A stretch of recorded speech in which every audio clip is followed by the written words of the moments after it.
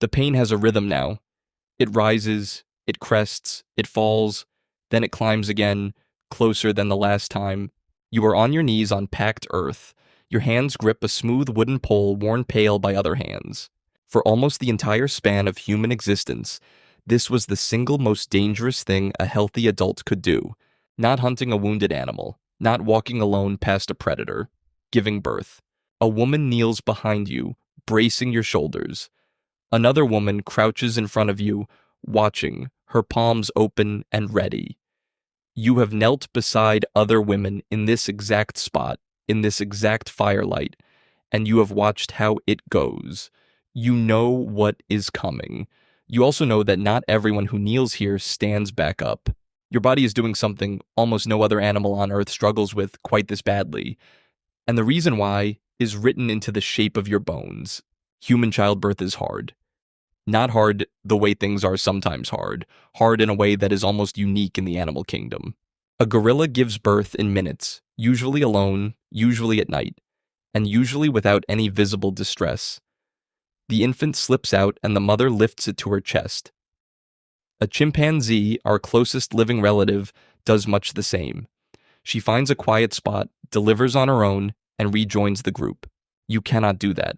Almost no human woman in any culture at any point in history has been able to do that safely and reliably alone. The two anthropologists who mapped out why are named Karen Rosenberg and Wenda Trevathan. For decades, they studied the mechanics of human birth compared to other primates, and they gave the problem a name that stuck. They called it the obstetrical dilemma. Here's the dilemma, stripped down to its core. Roughly 2 million years ago, your ancestors started walking fully upright, all day, every day. Walking on 2 legs is efficient. It frees the hands. It lets you see over tall grass and carry food and travel long distances without exhausting yourself. But it comes with a cost that lands entirely on one part of the body. To walk upright, the pelvis had to change shape. It had to become narrower and more bowl-like, to hold the organs in and to keep the body balanced over 2 feet instead of 4. A wide, flaring pelvis is great for giving birth and terrible for walking. A narrow, compact pelvis is great for walking and terrible for giving birth. Evolution chose walking. Then something else happened. And it made the problem far worse. Human brains got big. Not a little bigger, enormously bigger. Over the last 2 million years, brain size roughly tripled, and a big brain means a big head. And a big head has to pass through a birth canal that had already been narrowed for walking. So you end up with the tightest fit in the animal world. A large infant skull squeezing through a pelvis that was reshaped for a completely different purpose. The margin is measured in millimeters. That is the obstetrical dilemma. 2 enormous evolutionary advantages. Upright walking and a large brain pulling in exactly opposite directions, and the collision point is the moment you are living through right now, on your knees, gripping that pole. The tightness is not the only problem, it is only the beginning. Follow what actually has to happen for that infant to be born. In almost every other primate, the baby comes out facing forward toward the mother, and she can reach down and guide it out herself, clearing its airway, lifting it up. In humans, the fit is so tight that the infant cannot simply slide through. It has to rotate.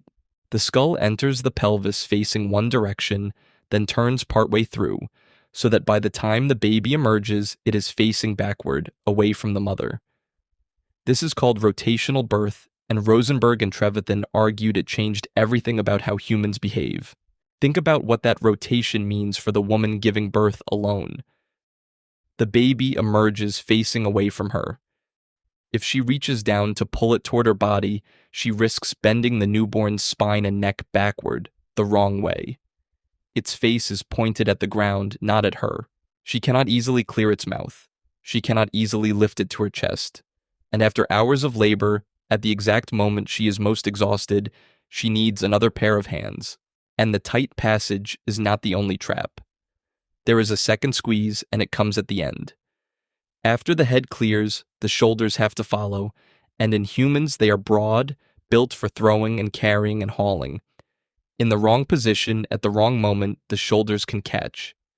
In a modern hospital, that emergency has a name, shoulder dystocia, and a set of practiced maneuvers to free it. In a Stone Age camp, it had only the experience of the woman crouched in front of you and the strength of her hands.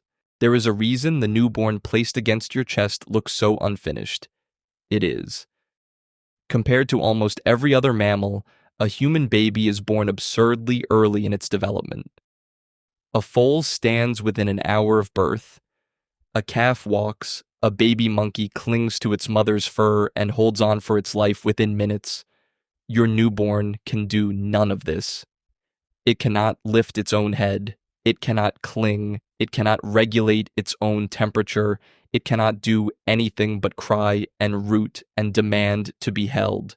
Anthropologists have a name for this. They call it secondary altriciality, and the plain English version is simple. Human babies are born too soon. The pelvis and the energy limit forced delivery before the brain is anywhere near finished. So the first months of a baby's life outside the womb are really a continuation of gestation, carried out in the open air. Some people today call it the fourth trimester. It is the same idea. A human infant is not a small, capable creature. It is an unfinished one, and it stays that way for months, which means the moment of birth is not the end of the danger. It is the beginning of years of total dependence. And a mother recovering from a delivery that nearly killed her cannot carry, feed, and guard a helpless infant around the clock by herself. She needs the circle. Again, the circle. This is the quiet, radical claim buried inside all of this science. Human birth, unlike almost every other animal's, is not designed to be done alone. It is designed to be assisted. Which brings you back to the two women in the firelight. The one bracing your shoulders. The one crouched in front with her palms open. They are not there for comfort. They are there because, for hundreds of thousands of years, they were the difference between a birth that ended in a living mother and child and one that did not. Now, not everyone agrees on all the details. An anthropologist named Holly Dunsworth argues the trigger is not the pelvis at all. It is fuel. A pregnant body can only supply so much energy to a growing fetus, and at a certain point, the mother simply cannot metabolically keep up with the demands of the baby inside her. Labor begins not because the baby has run out of room, but because the mother has run out of reserve. Both can be partly true. The pelvis is genuinely a tight squeeze. The energy ceiling is genuinely real. What matters for you, kneeling on that packed earth, is that the outcome is the same either way. Human infants are born large-headed, underdeveloped, and helpless into a delivery so difficult that it almost demands another person's hands. So how dangerous was it really? Put a number on it. The honest answer is that we cannot walk into a Stone Age camp with a clipboard. What researchers can do is study the living hunter-gatherer societies that survived into modern times before hospitals reached them and read their records carefully. The most famous of these studies was done by an anthropologist named Nancy Howell, who spent years documenting the Doblotkung people of the Kalahari Desert in the 1960s and 70s. She recorded births, deaths, ages, and causes with a rigor almost no one had applied before. What her data showed was sobering. Among the Kung, and among other foraging peoples studied since, childbirth was one of the leading causes of death for women of reproductive age. Not the only cause, but a major one, again and again. The danger did not come from a single birth in isolation. It came from repetition. A woman in a foraging society might give birth 5, 6, 7, 8 times across her life. Each birth carries a risk. Small, perhaps, on any single occasion, but it stacks. Roll the dice enough times and the odds catch up. Here is the number. In the harshest of the populations, historians have been able to reconstruct, adding up the danger across every birth a woman survived to attempt, the lifetime risk of dying from pregnancy or childbirth reached roughly 1 in 20. 1 in 20. Count the women around that fire. And these numbers do not even count the infants. For much of human prehistory, a large share of babies did not survive their first year. Between the dangers of the birth itself, infection, cold, hunger, and illness, the early months were a gauntlet. A mother who survived her own delivery still had no guarantee that the child she had risked her life to bring into the world would live to walk. Howell's data revealed something else that reshapes the picture. Among the Kung, births were spaced far apart, roughly 4 years between children. That is not a small gap, that is a strategy. And it was not a choice made with a calendar, it was the body's own doing. A mother who breastfeeds a child on demand, day and night, for years, as foraging mothers did, suppresses her own fertility. Long nursing kept the next pregnancy at bay. A helpless infant needed years of milk and carrying before the next one could safely arrive. Space the births too close, and neither child nor the mother could be sustained. So picture the true shape of a Stone Age woman's reproductive life. Not a rapid string of pregnancies, but a slow, spaced sequence, each one a years-long investment of milk, carrying, and constant vigilance, and each one opening, at its start, the same door onto the same danger you are facing tonight. Sit with that for a moment there in the firelight. Every person kneeling around you has already lost someone this way. A sister, a mother, a daughter, a child. This is not abstract to them. This is why their hands are steady and their faces are calm. They have done this before and they have paid for what they know. Look at how they prepared for this night because they did prepare. Nothing here is improvised. The spot was chosen with care, set slightly apart from the main camp, out of the wind, near the fire but not on top of it. The ground was cleared and covered with soft hides and dried grass. The wooden pole in your hands was not found. It was placed because upright and kneeling positions let gravity help and let the older women reach the baby as it turns. Lying flat on your back, the position so many later cultures would insist on, is one of the worst ways to give birth, and these women know it in their bones. There are herbs, too, not medicine as you would recognize it, but knowledge, passed woman to woman across generations, about which plants ease pain, which help the womb contract, which slow bleeding. Some of it worked. Bark and leaves chewed during labor that genuinely dulled pain, plants that genuinely tightened a bleeding womb. Some of it did not. Charms tied to the wrist, ash rubbed on the belly. But it was not nothing, and it was not superstition. It was the accumulated trial and error of thousands of years, held in the memory of the oldest woman in the circle, the one whose hands are on you now, and they talk to you. Between the waves, low and steady, they tell you what is happening, what to do, when to push, and when to breathe. This is knowledge as a lifeline, handed to you in the moment you need it most, exactly the way it was handed to them. Here's a strange thing about all of this. Birth is the most universal human experience there is. Every single person who has ever lived was born, and yet it leaves almost no trace in the archaeological record. There are no fossilized contractions, no preserved moment of labor.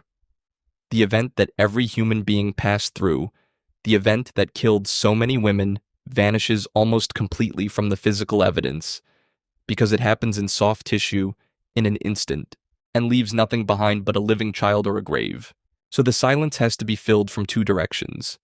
The records of living foraging peoples give us the danger, and the bones tell the same story in a different language. Deep in a cave system in northern Spain, at a site called Cima de los Huesos, the Pit of the Bones, researchers recovered one of the most complete ancient human pelvises ever found. It belonged to an individual who lived hundreds of thousands of years ago, and they nicknamed it Elvis. When they reconstructed that pelvis and modeled the birth canal, they found exactly what the theory predicted. A wide, robust pelvis built for a heavy, muscular body with a birth canal shaped in a way that would have required the same difficult rotating passage that modern human infants go through. The tight fit, the rotation, the need for care, all of it was already there, deep in the past, long before anyone wrote a word about it. The struggle you are living through was not new even when your grandmother's grandmother's grandmother lived it. It is one of the oldest human experiences there is, and it was not only your kind of human who faced it. The Neanderthals, your close cousins, who lived across Ice Age Europe for hundreds of thousands of years, went through the same ordeal. Computer reconstructions built from their pelvic bones and infant skulls found the same thing. Neanderthal mothers gave birth to large-headed babies through a tight canal that demanded a difficult passage. They were built differently from you, heavier and broader, but the fundamental problem was identical. The obstetrical dilemma did not belong to one species. It belonged to the whole human lineage, stretching back further than any single kind of human alive today. For hundreds of thousands of years, across at least two kinds of humans, in caves and on grasslands and along frozen rivers, women knelt and labored and reached for each other's hands. The scene you are inside is not a moment. It is a chain, unbroken, running back into the deep dark of the past. But here is the twist. The part that turns this from a story about danger into a story about who you fundamentally are. The difficulty of human birth did not just threaten our ancestors, it shaped them. It may be one of the deepest reasons humans became the intensely social, cooperative, caretaking species we are. Consider the logic. If birth is so hard that a woman needs help to survive it, then the women who lived to pass on their genes were disproportionately the ones surrounded by others willing to help. Being alone was a death sentence. Being embedded in a group that cared for its mothers was survival.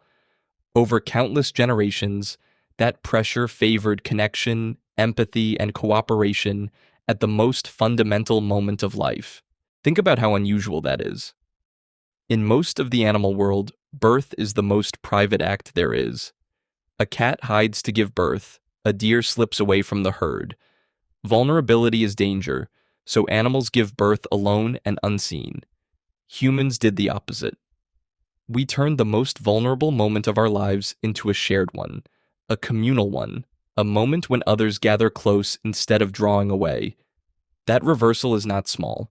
It may be one of the first and deepest roots of everything we mean when we say a human being is a social creature. The habit of showing up for each other, of being present at the hardest hour, of trusting others with your life, could well have been forged right here, in the firelight, at the edge of birth and death. Anthropologists studying how humans raise children have a term for what came next. They call it cooperative breeding. In many animal species, a mother raises her young essentially alone. Humans almost never do. Across cultures, human children are raised by a web of people. Mothers, yes, but also grandmothers, aunts, older siblings, fathers, and unrelated members of the group. This shared caregiving, this willingness to help feed, carry, and protect children who are not your own, is not a modern invention or a cultural luxury. It is ancient, and it is central to what made us human. A human infant is so demanding, so helpless for so long, that no single mother could reliably raise one alone. We survived because we shared the load. And there is one more figure whose presence changed everything. Look around the fire. Somewhere in that circle of women is one who is older, past her own childbearing years, steady, experienced, unhurried.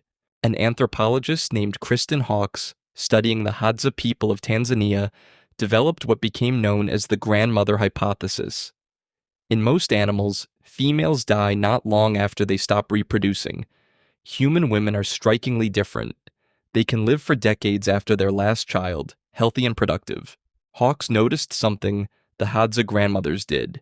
They worked, relentlessly. They dug tubers, gathered food, and fed their grandchildren, freeing younger mothers to have more children sooner and to recover between births. A grandmother is not a spare part. In a foraging world, she is a survival engine, and her knowledge of birth, of which herbs help, of how to turn a stuck baby, of what a dangerous labor looks like is priceless. That older woman crouched in front of you, watching your labor with calm eyes, is not there by accident. She is there because women like her are the reason your line exists at all. So look again at the scene you are inside. It is not a scene of helplessness. It is the opposite. The contraction crests one more time, harder than any before it. The woman behind you tightens her grip. The older woman leans in, and in the space between one breath and the next, the pressure changes. There is a slither, a cry, a rush of relief so total it feels like falling. The baby is turned in careful hands, its face cleared, its tiny chest rising. The older woman lifts it, checks it, and places it against your skin. It roots blindly for warmth and finds it.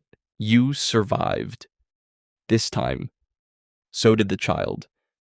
And every woman in that circle knows exactly how much that means, because every one of them has knelt where you are kneeling, and every one of them knows the version of this night that ends differently. Now travel forward, all the way to now, to you watching this in a warm room with a device in your hand. The obstetrical dilemma has not gone away. Your pelvis is still shaped by the compromise between walking and birthing. Human infants are still born large-headed and helpless. Human birth is still, biologically, one of the hardest deliveries in the animal kingdom. What changed is not your body.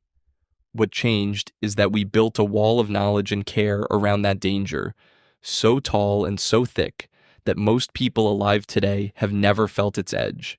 Skilled hands, clean water, the ability to intervene when a birth goes wrong in the way that, for hundreds of thousands of years, simply meant the mother died.